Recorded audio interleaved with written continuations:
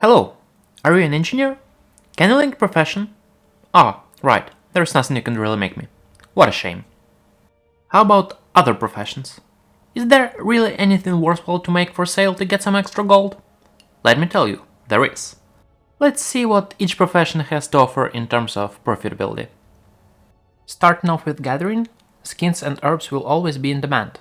Of course, all prices depend on your server, but generally speaking, northern herbs go for 1.5 to 2 gold apiece, and boron leather goes for under 10 gold a stack. It's not a lot, but it's still some gold that you literally find lying on the ground. The third gathering profession, mining, used to be the literal gold printing press in the beginning of the expansion. Cobalt and serenite bars were going for 100 gold for a stack up until raids got open. After that, prices of metals dropped rapidly. Even though raw mined materials still go for around a gold apiece, the main moneymaker hides elsewhere. Titan steel bars, even though they have a 20-hour cooldown to make, fetch a nice lump of gold even if you buy all the materials on auction house. As for ores, if you're feeling lucky, you can try to prospect them into rare gems. Speaking of rare gems, this is where Jewelcrafting comes into play. Most main stud gems are going for about 10 gold more than uncut gems, and metas can yield dozens of gold in profit per gem. Of course, demand on meta gems is way lower than on all the other gems, so don't go all in on Ember Skyflare diamonds just because they seem profitable to make. There's only a single meta slot in all of your equipment, so the demand on metas is naturally lower. Considering the amount of Death Knights and Paladins in game, it's safer to buy uncut Scarlet Rubies and turn them into bold Scarlet Rubies, because even if the profit is only 10 gold apiece, these gems will always be in high demand. Another thing worth mentioning is an Icy Prism. It lets you turn a Frozen Orb and 3 uncommon blue gems into a random rare gem, and sometimes even a Dragonite too.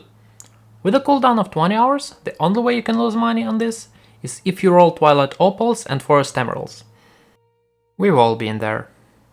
Moving on, we have another profession that can utilize the cheap ores and bars: blacksmithing. Blacksmithing crafting is pretty straightforward. Crafted weapons usually yield a good profit per piece if you manage to sell them. Armor these days goes for less than the cost of materials, so even if you're about to craft yourself a pair of boots for off-spec, it's better to sell your Titan steel and buy an already crafted pair of boots. This way, you'll net some gold while not losing anything. Another thing that will stay relevant throughout the expansion is a belt buckle. It adds a gem slot to a belt when used, consuming the item, which means as long as people are getting upgrades, there will be a use for a belt buckle.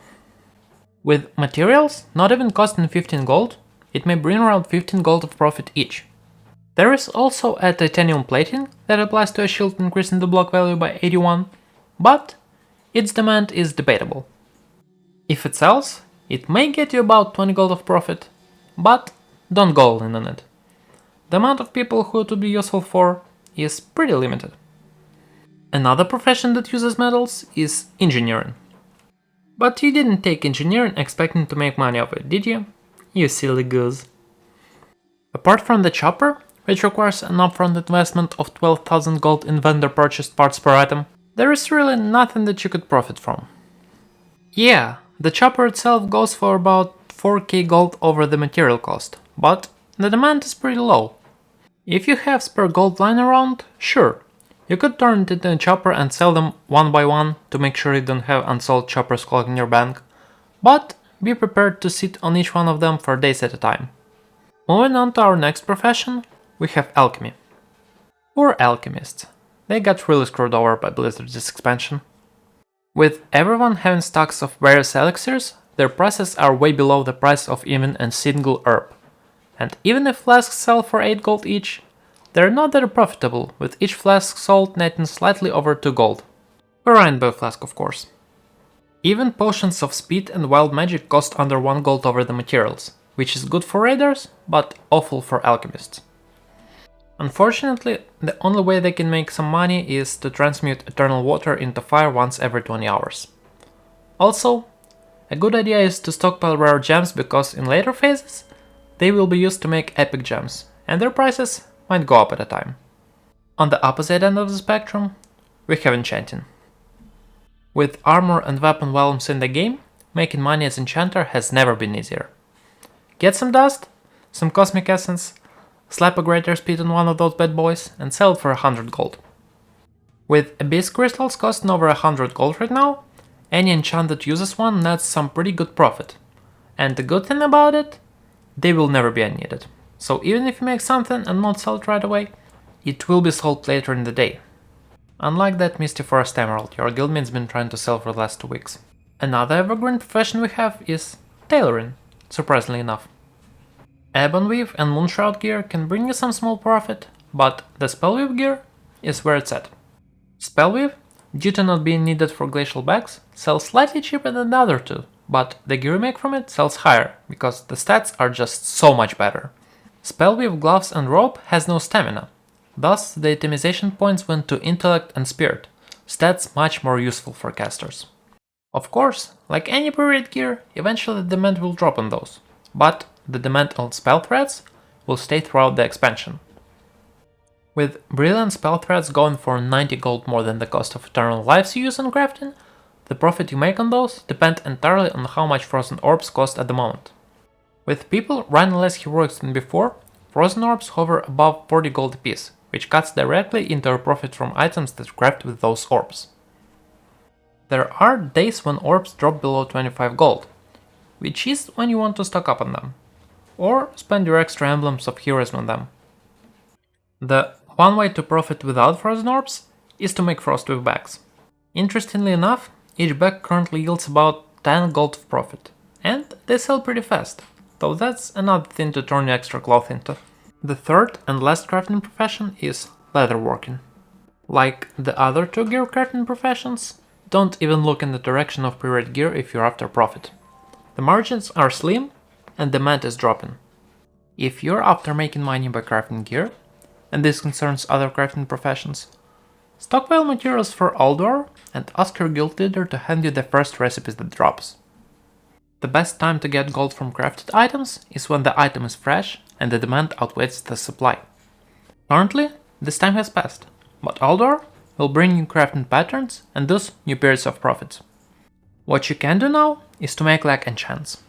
Unlike tailoring, leatherworkers don't need to grind any reputation to unlock the recipes for epic lag enchants, which makes it easier to have a useful leatherworker as one of your alts.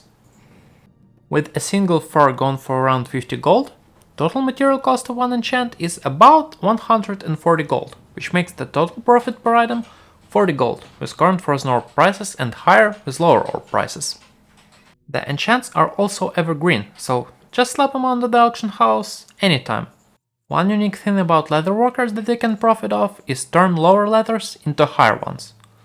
Leatherworkers can turn 6 pieces of boron leather into a single piece of heavy boron, and they can also trade heavy boron leathers for a piece of arctic fur. In other words, as long as 3 stacks of boron leather sell for less than a single arctic fur, you can turn them in for profit. The last major profession we have in game is Inscription. While glyphs themselves don't sell for much, and players only need them if they're either completing their build, trying out something new, or rerolling, the demand will not be high, but one you can always profit on is Darkmoon cards. Currently, their prices are down, and we can expect them to stay that way for another week. But they always go up whenever Darkmoon Fair is active. The downside of making cards is you'll never know what you end up with. Chaos and Prism cards are much cheaper than the cost of materials required to make them. Undead cards are slightly more expensive, but still down there, while Noble cards go for over 1000 gold apiece. It's literally a lottery. Either you high roll or you lose gold, and the odds are not in your favor.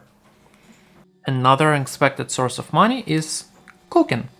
All the high level food go for around 5 gold apiece, and if you're not into cooking that much, you can do a daily quest and trade your cooking badge for 10 spices, which sell for slightly under 4 gold apiece. And while technically not being part of the profession process, you can't do the daily if you don't have cooking. So there's that. All in all, this is what you can expect to make with each of the available professions. Of course, exact numbers vary from day to day, from server to server, but generally the list of relevant items will stay the same everywhere. Thank you guys for watching, like the video if you're still here by this point, subscribe to the channel and let everyone know in the comments what do you craft to profit from your profession of choice.